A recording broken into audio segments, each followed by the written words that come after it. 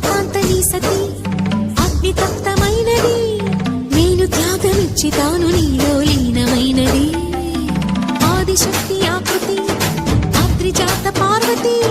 తానువైన ప్రాణధవుని చెంతకు చేరుతున్నది